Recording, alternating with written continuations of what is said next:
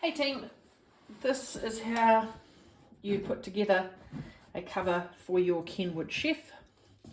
As you can see, this fits nicely. There's a bowl under it with the handles and it fits perfectly, and it's the right height, length and width across the front. So how do you make it?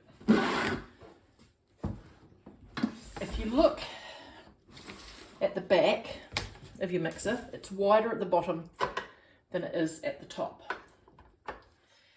It's also lower at the back than it is at the front. The modern mixers, especially the older 701s, tended to be fairly level, but these ones, most of them now have got that tilt. And obviously it's a lot wider at the front. So we have to compensate for that in the way that we draw our pattern. So if we lay this over the top, that's basically what the shape that we're looking at. So again, about 17 centimetres across the back, narrowing up to 15 centimetres across that top curve. It runs 15 centimetres wide almost all the way up, and then it starts to flare out when we get to the front. Then we don't worry about the height difference on this part. We just do the length. It does taper up a little bit to the top, and a slight curve on the corners. So you cut two of these, one for each side, and one of these for the centre. Now how I do mine, this is a calico canvas, machine washable. So I sew it wrong sides together. So you can see the inside has got basically a perfect seam. And then I just put a bias binding tape that covers the seam, and that sits on the outside and gives it trim.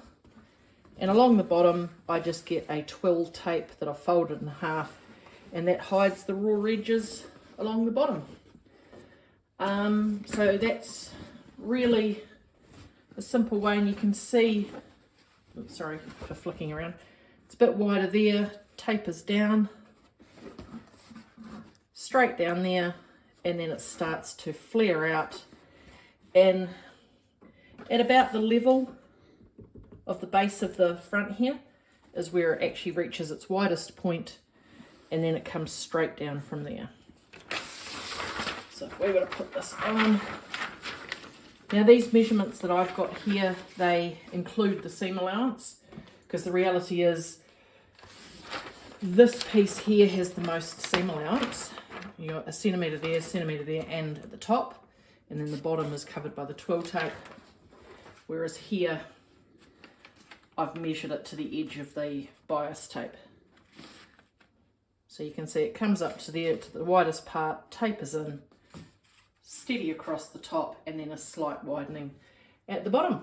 And that is how you make it. So this piece here, this long piece, 97 centimetres long, 25 at the widest point. Let me hold it so you can actually see these numbers. 25. Now this bit here is 25 centimetres long as well, so this is a 25 centimetre square. Up here, 19 centimetres, 15 centimetres before it starts to flare, and I just freehand drew that curve. 15 centimetres through here, and from tapering from 17 up to 15 there. But overall 97 centimetres long, and that line, I think it's about 32 centimetres there, 33 centimetres there, and 33 centimetres there, I think is how, 32, something like that, that I've divvied it up amongst the 97. But basically that top curve is a couple of centimetres wide. because of the way it curves. This piece here, 41 centimeters across the bottom, 33 centimeters high. Now before you start the curve, it's 28. If you come down 4 centimeters, it's 37 there, so that gives you an idea of the curve. If you can't freehand draw curves, just grab a CD or a DVD and just use that. So yeah, that's a Kenwood cover. Now if you need to make a cover for a major, a Kenwood major or XL, all I do with that is I add 7.5 centimeters or 3 inches across the bottom of the side piece, and I add that same 7.5 to each end of my long piece.